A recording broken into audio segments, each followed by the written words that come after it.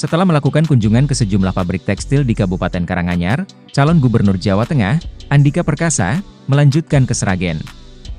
Dalam kunjungannya ke PT Delta Merlin Sandang Tekstil, DMST, 1 di Desa Bumiaji, Andika dan istrinya disambut hangat oleh karyawan yang antusias berfoto bersamanya. Andika menekankan pentingnya industri tekstil bagi ekonomi Jateng, yang menyumbang sekitar 7% terhadap GDP regional.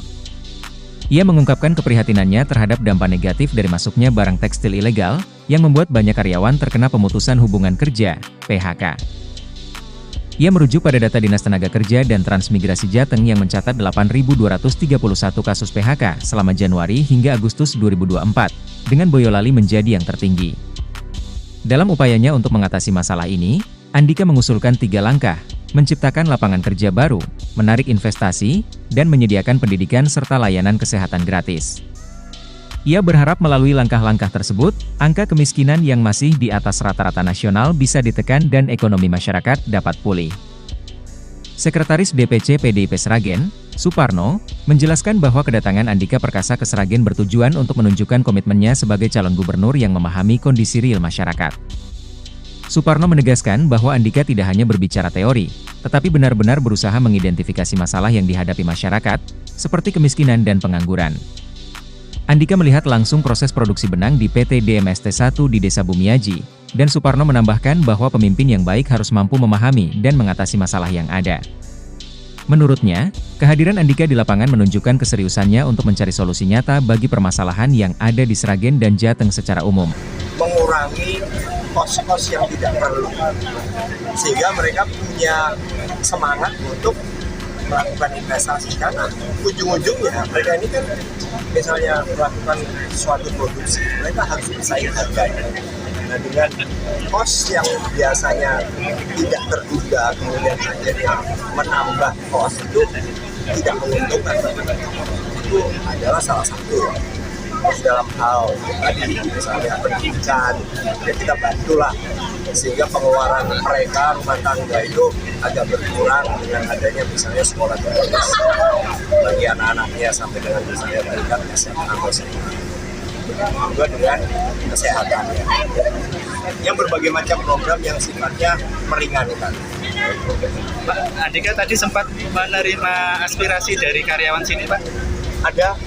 Ya, bisa disampaikan, Pak? Ya, itu tadi rata-rata adalah bagaimana misalnya kita mempertahankan. Kalau mereka kan mungkin agenda terdekatnya adalah bagaimana supaya tidak ada PHK yang terus meluas. Karena mereka yang bekerja ini, mereka sudah bersyukur sebenarnya. Asal tidak melebar saja, itu yang diharapkan. Tapi itu kan juga PR kita bersama. Artinya bukan hanya provinsi, bukan hanya Kabupaten Sragen, tapi juga pemerintah pusat. Sama, ya. Tekstil ini rata-rata sama. Dan bahkan di luar Jawa Tengah. Kita dapat info ya begitu. Ya, memang ini PR kita bersama. Gimana caranya yang sudah bekerja selama ini sudah terserap, jangan sampai kemudian mereka kehilangan.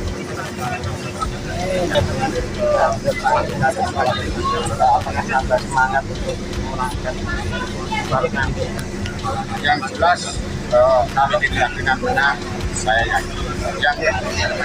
Dan terima kasih kepada Pak Andika selaku calon Gubernur Jawa Tengah.